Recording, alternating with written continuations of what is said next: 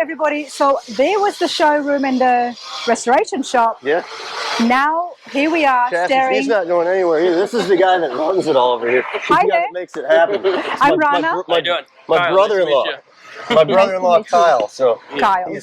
He's running the laser and running, you know, a good chunk of the staff over here and sets the pace and kind of makes it all happen. Well, Kyle, I want to know from the steel here to the finished chassis, the steps involved. Oh, there's quite a few. I know. I get off easy. No, here. You want the mic?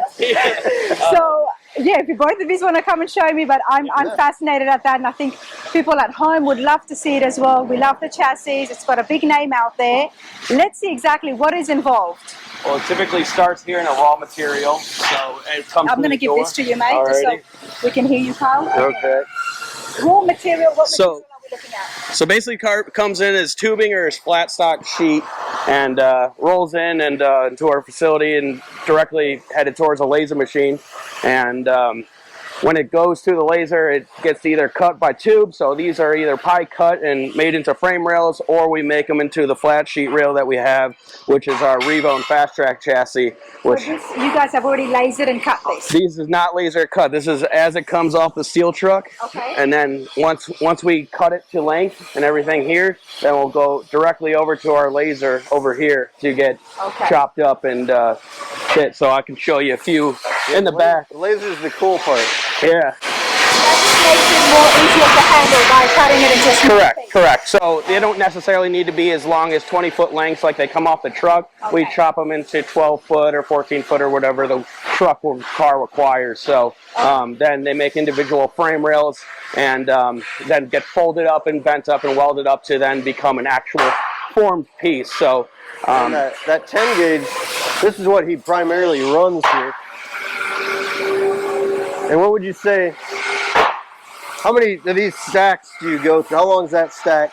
So we go through about a coil every 2 months, which is about 110, 120 approximate sheets a month. And that just feeds our bracketry and our Fast Track and our Revo chassis here. So anything that comes from our more modified, like highly custom line, that is what you're going to see coming out of these sheets here. So everything gets then put out through the laser machine. So the laser, let's talk about that. Yeah. What does the laser do? Laser is just creating flat stock into parts. So you'll see all the exoskeleton here of all the actual parts that was originally a flat sheet, then gets cut out and then brought over to our press brake department here, which then get bent up and put into a three-dimensional form. Yeah, it's a process. I mean, you can see we have all these bins allocated here, which each bin over there is an individual chassis that comes out flat, and then from our laser to our press brake machine, then gets bent up into a process here. So.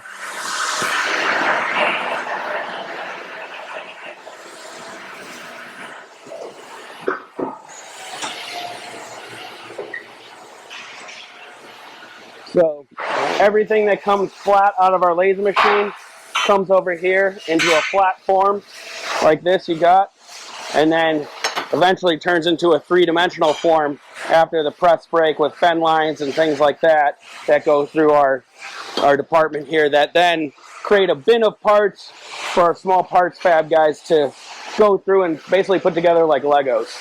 So yeah. About the four-piece system that mainly is what the chassis are about.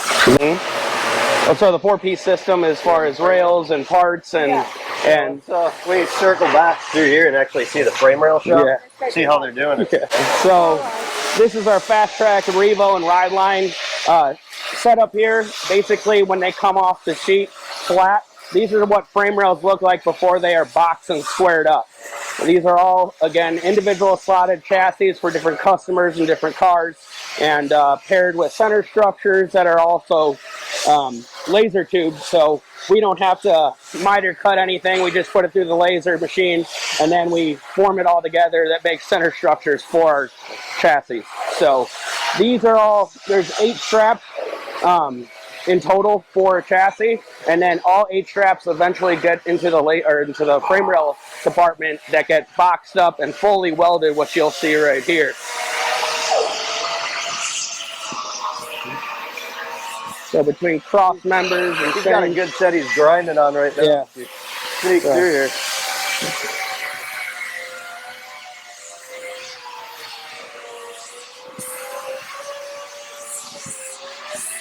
So you can see from your flat right here, he is forming up the flat, and then everything is being hand built into a 3D kind of dimension, and then fully welded and boxed right here in welding sequence to hand ground into a frame rail.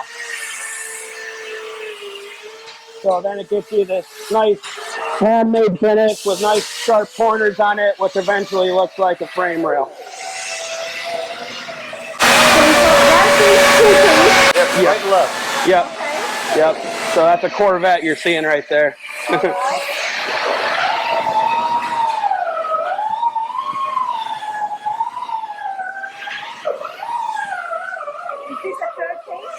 Yeah, these are some of the cross members that go in between the chassis and that thing. As you can see, a lot of the metal gets put off onto the floor, and there's a lot of just hand grinding with a lot of this.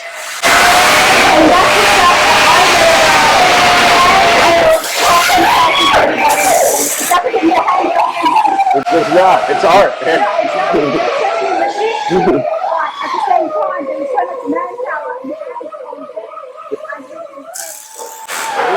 They're really chasing perfection. So you see everywhere he's putting a little tack, there's a slight imperfection in either the weld or the material. So that'll end up just looking like it was a flawless single piece of metal when it comes out. And there's some finished ones sitting right out here. Yeah, so these, they MIG weld all 4 sides of them and grind them. From here it goes on to be TIG welded. But you see it's like a piece, it's like a sculpture when it comes out. I mean, the grinding marks are flawless. It almost looks like it's sent through a planer. And it's just super skilled guys to be able to take like a 7-inch rail and make it look like you've made one pass with one giant grinder. But in reality, they're catching that in 3 individual passes to make it appear as though it's one perfect pass. Thank you.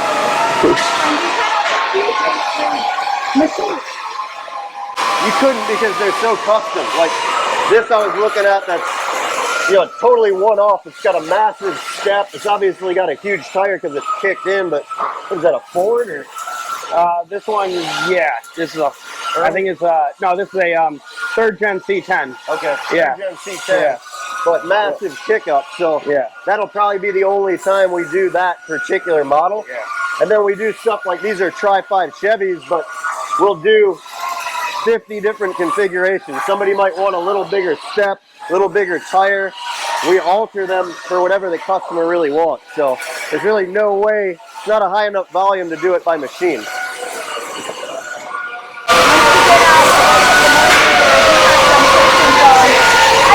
I mean, all chassis are the same, right?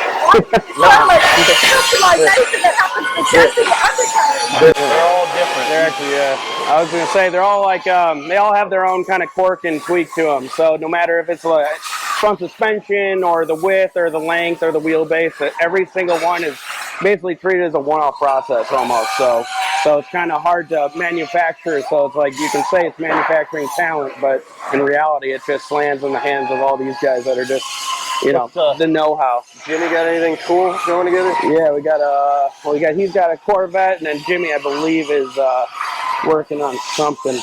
He's jigging up a truck. About Dustin. So, here we go. yeah, so. Here's one that's a little further along. Yeah, so it starts off in a process like this, or they're just mocking up the rails kind of in the beginning stages of the chassis.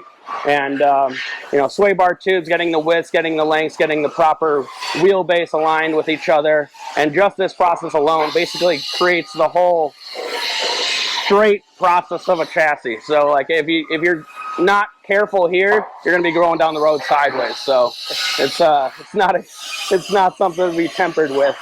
And this one that's just a little further along that he's jigging up, which What is that? That's something one off, huh? Yeah. Something unusual? Yeah. Oh, it's a Nova. Early Nova. Yeah. Perimeter frame. Yeah.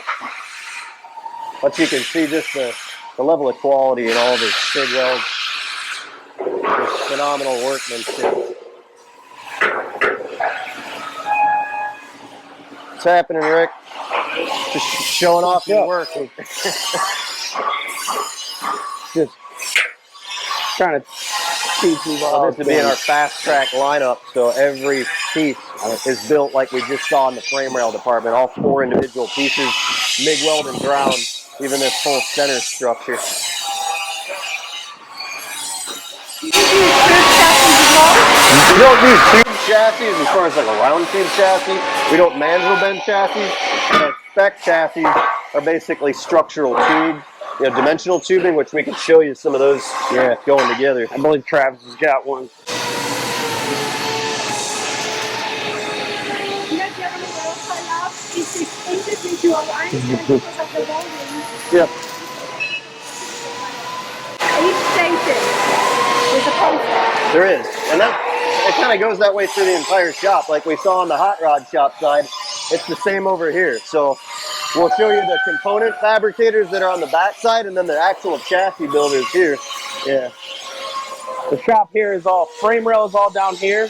On the back row, it's all subcomponents as far as front suspension and small parts. And then they meet in the middle here in the chassis aisle, then to create everything that goes together. So once frame rails and components meet together, then they create the whole frame.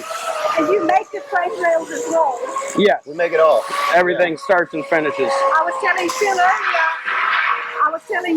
that the steel factory, they love you guys. We use a lot of steel. Yeah. Yeah. It's Yeah, they've been fighting for our business quite a bit more these days. And he's building, this falls kind of in our spec line. This is a Spec 7 C2 Corvette chassis. So he's on the final stages of welding where he's actually pulled it out of the jig and now he has it on a rotisserie. So this is a MIG welded chassis. It's built from laser cut tubing. Little higher production, but very well engineered, super structural piece. And again, it might not be TIG welded, but the quality of the fabrication and the detail is all still there.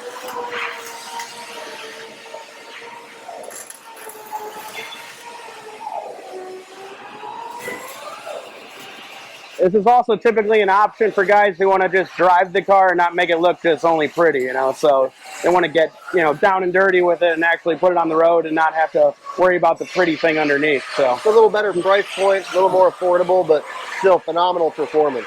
And we actually build this style chassis, goes underneath all Dave Kindig's, all his C1 vets that he's doing. The specific chassis that's kind of based on this design. So great ride, great handling. I mean, they might be kind of a little bit more budget based, but it's a phenomenal performing chassis. And I think one of the last pieces of the puzzle is the component fabrication, where guys are making all the individual parts that make the chassis up. Suspension parts, you make them in-house as well? correct. Yeah. Okay. So as far as shocks and actual bolt-on components, that is outsourced. We don't make those here, but everything it mounts to and everything that's designed around them is all in-house and cut almost by, tens of dozens at some points. So you'll see on the shelf here, there's complete stacks of independent front, independent rear suspension systems that are ready to be welded together to put for chassis as well. When we talk about controlled chaos, that's it's very organized, but it's a lot. You got a lot of pieces. Yeah. There's thousands of components to make up all these chassis, and we do so many different products, so many different front, rear suspension lines, different chassis lines, different one-off chassis.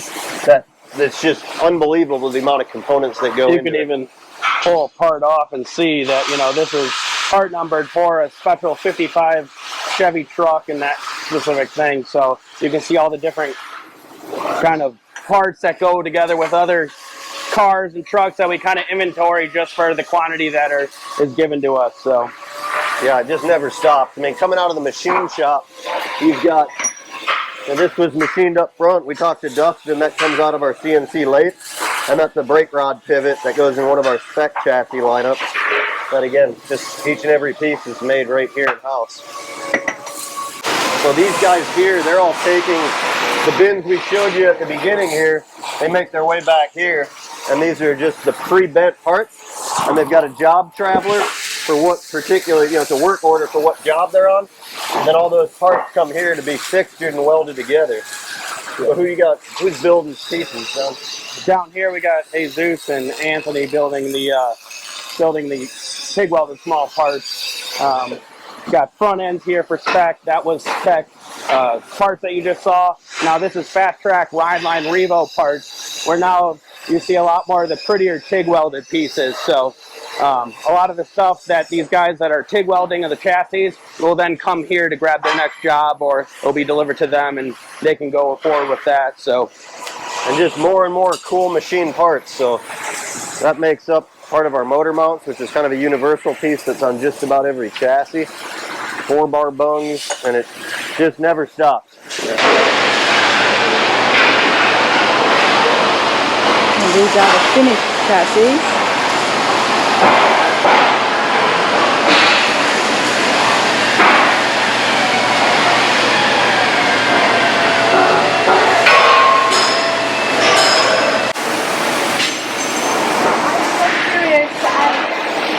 Chassis obviously has to be something that is well built, but why is it so many different types and custom chassis?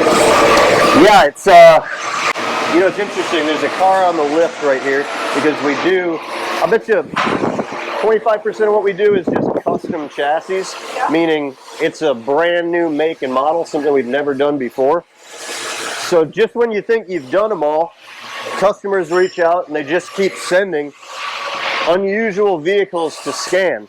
Okay. So when a car comes in, we digitally scan it.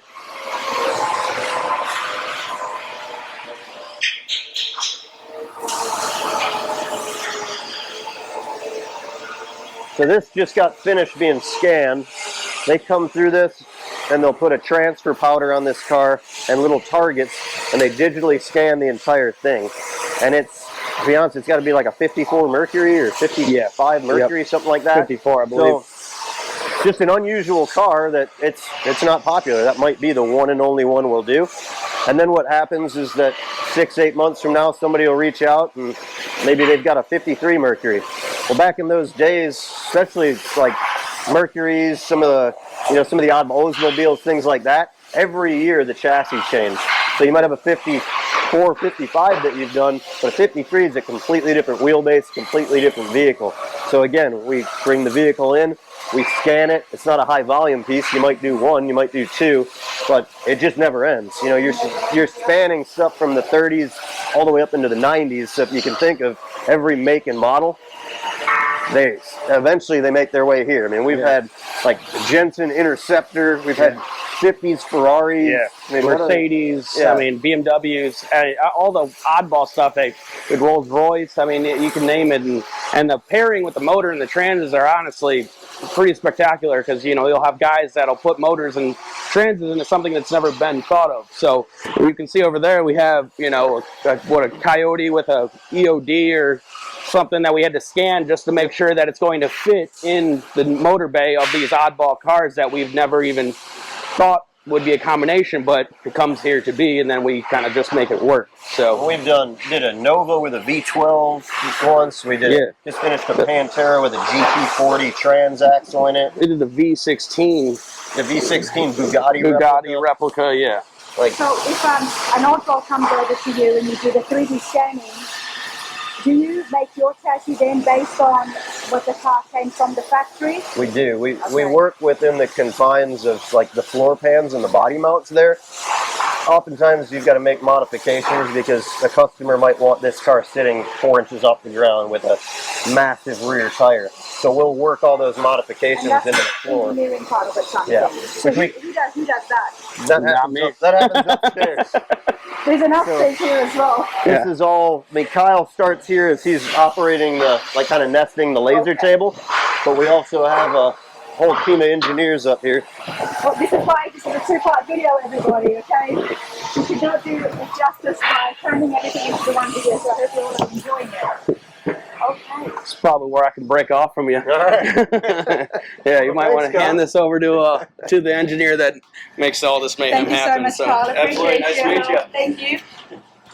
So up here, it's all engineering based and then some production, but we've got some neat stuff. There's 3D printed parts going together right now. I'd assume that's for the 56 Safari that we're doing all sorts of little interior parts for at the moment. And then we've got a small laser cutter engraver up here. And, Okay, so let's have a look at some of the engineers behind the Roadster Shop chassis. Sure. We'll just go and say hello. I know everybody's working. Can I bother you guys real quick? What's happening? Hey everybody, how's it going? Hello. Wanted to put a face behind the engineering of the famous Roadster Shop chassis. So this is Noah and Adam, and Matt's hiding back there, I think. Yes, there is Matt here. Hi, how's it going? Good. How are you? Not too bad, thank you. You guys have got a pretty neat office. Sure. Yeah. You get to see, so if anybody is stuffing up and ruining one of the designs, you've got a good eye up here. Yeah. That's wrong, stop.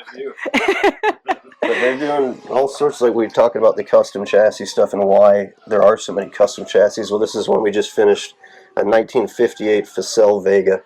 So I have no idea what that is, by the way. People wouldn't. But Okay. It's, what is the car French or is it? I think so. It's a French body with a Chrysler Hemi that was built in the 50s, and it's a neat looking car. But it came here. It's from Miranda built, out of Florida. They shipped the car here. This is an actual digital scan, and then we did our best to minimize any floor disruptions and build a complete custom chassis that now packages a Gen 3 supercharged Hemi with an 8-speed automatic, full fuel system, full exhaust system, and all fits with mostly under the factory floor with minimal modifications to the rear trunk floor. Love that. And yeah, that is the difference, isn't it? Making the custom chassis as opposed to ordering something already pre-made. That is. And are you working on anything cool at the moment? I'm working on a 48 Chrysler New Yorker, which is probably one of the biggest cars I've ever seen. There you go. Yeah, it's I guess it's kind of like a limousine from that era, and it is gigantic. So it's a bit out of the usual. What's the wheelbase on that? 127 inches. That's nice. Yeah, it's like truck size. Yeah, that's a big boy. But Massive front end. yes, yeah, it should be interesting once it's done. That is pretty cool. I do love 3D scanning. So you go out and who puts all the dots, or more importantly, who takes off all the dots? Well, that's the new guy. That's the new guy. The new guy. I don't blame him. Thank you for that.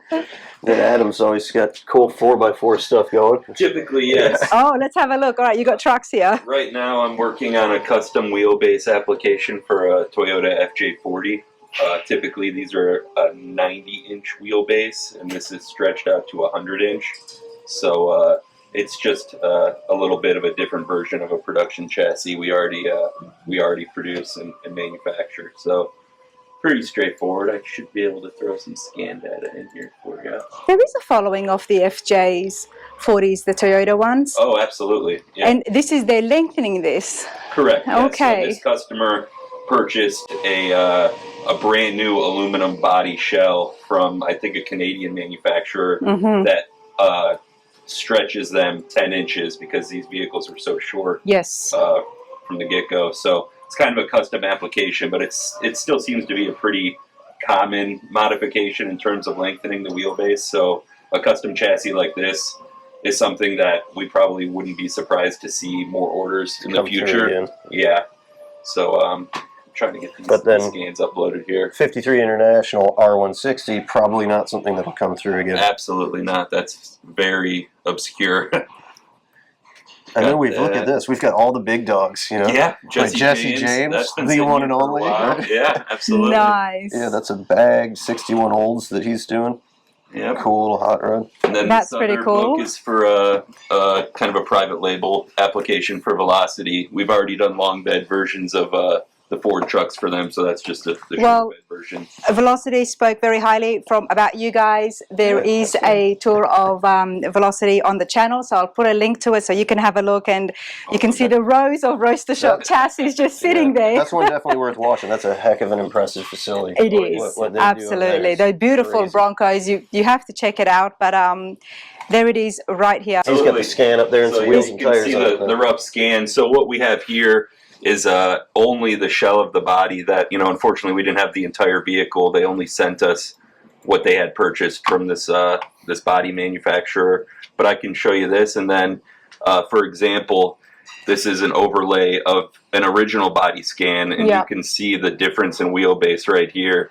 It's very obvious that kicks it out it's about 10 inches longer overall. So I would have made it 40 inches longer. yeah. As you can see, it's still a very short wheelbase. Yes. But it's just the nature of things. So. Each to their own. Absolutely. Each to their own. But it's amazing that you're able to do this, and not only that, before you do it, you can actually see everything in front of you. Oh, absolutely. And make sure all the fitment is right. Yep. And then I'm guessing that would there be data from here that then gets sent off to some of the machines as well? Oh, correct. Absolutely. So this frame is constructed of laser tubes as opposed to like a 10 gauge strap style frame. So these are all laser tubes that are cut in our in-house laser, then folded up and welded in-house as well. So yeah, all of this construction happens in-house, especially for a custom one-off chassis like this. So yeah, we'll shoot all the tube data to Preston, the guy that programs our tube laser. He'll get it all cut along with all the flat parts. Those will get bent. And how long does this process take? The design process? Yeah. So this is a bit of an outlier since I started from a pre-existing chassis.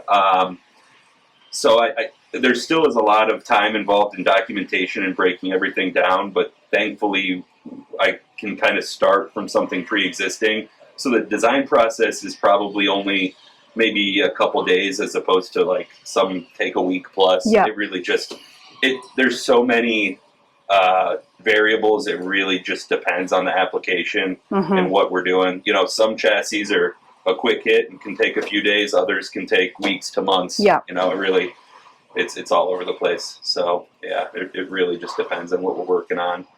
But something like this, like I said, thankfully was already really pre-established in terms of what we kind of knew worked and had built in the past. So instead of starting with a blank canvas, we could start with, say 60 to 70% already kind of figured out and just go from there. So it has to be appreciated. Yeah, the work absolutely. And details that gets put in, even just the design process, it has to be appreciated. Yeah, absolutely. Cool. And awesome. Any other questions? No, I mean, no, I could stay here all day, honestly, but Jeremy's been awesome, so I've had him all morning almost. Absolutely. Here's just an example of some of the construction prints that we give to the fabricators on the floor as well. So this is part of the process that we handle as well. Not only design, but we have to make illustrations and, Venn diagrams and dimensioned prints for those guys to reference in order to build all this cool stuff. And then they follow these dimensions, of course. Correct, yeah. So this is a big part of what we do that is kind of out of the limelight. It's not as fun to you look put one wrong number in there, and then it's like everybody's in trouble, right?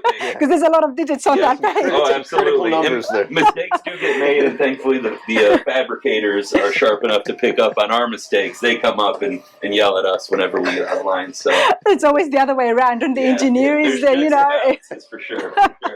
Awesome stuff. Thanks, you guys. Thank you. Enjoy the rest of your day. Don't work too hard. All right. And that's pretty much it. We've got Mike O'Brien's our lead engineer. He's actually working on kind of a top secret SEMA project right at the moment. That's a new product that we're thrashing to get across the finish line to release. So if the stars and the moon and the sun and all that aligns, then we'll be at SEMA with this year with a new product. With a pretty innovative new chassis. Okay. So stop by the booth. Check it out. Oh, I definitely will. Pretty rad. Absolutely. And that's it. That's the whole tour. Short of the other facility, which that in itself is a monster. That's where we're taking all the bare frames that are fabricated. We're doing all the final assembly. They're coming back from powder coat there. We're crating them. We're shipping them. And we've actually expanded our operations now. So our RS4 four-wheel drive stuff gets built over there, along with all of our control arms. So we fabricate all the control arms for each and every chassis, and that all happens at our Island Lake facility that's about 10 minutes from here. So tell me about that facility. Now, Josh is the floor manager there. Yep. So how big is that place there? So that place, we're about 50,000 square feet over there, and yeah, as far as staff goes, there's probably about 30 guys over there, and yeah, that's you walk through, all of our parts and components are there, nicely organized and inventoried. So we do all the warehousing there. And this is also where all the shipping happens as well from. Okay. At any given point, there's probably 50 crated chassis waiting to go out the door. We're pushing to ship, in the ballpark of 20 a week. Wow. So if you can imagine the size, the scale, I mean, you're talking 15 to 18 foot long, massive wooden crates, 50 to 60 of those stacked up, and it's a monster. I mean, they're coming and going, and super talented crew of dudes over there too. And yeah, it's been a lifesaver. We outgrew this facility, and needed to grow fast, needed to move quickly. We couldn't wait to build another building here, so it was the quickest, fastest way to grow and take care of the customers, make sure we weren't holding people up. And how long would it take for somebody to get something, chassis, a full rolling chassis? Right now, we've been, ever since COVID, we've been fighting through some tough lead times, just because, sales have just gone absolutely through the roof. We make a great product, people like the product, and the volume is substantial. But currently we're running about 4 months, which is pretty reasonable. That's not bad. On like our spec chassis, which is really our most popular chassis lineup. The Fast Track and Revo chassis, about 4 to 6 weeks longer than that. The RS4 chassis, our four-wheel drive stuff, we're still working to work those lead times down, but we're anywhere from 8 to 12 months on some of that stuff. Okay, that's not too bad at all. Once again, everybody, do check out the website. If you've got a unique, he calls it oddball, I'm going to call him, Unique. Yeah, we don't, sorry, I'm being harsh. I don't want to pick on anybody. Something that is absolutely unique. Give these guys a call. More than that, check out the website, see the parts and some of the pricing as well. This is just from my footsteps to your screen. I hope you have enjoyed it. Like I said, there's 2 parts to this video, so do check out part 1 as well with all the hot rods and the restoration shop. Jeremy, this place is awesome. I could spend here all day, but I've got to get going. All right, on to the next stop. Well, I appreciate you coming by. Absolutely. Thank you so much. Thank you.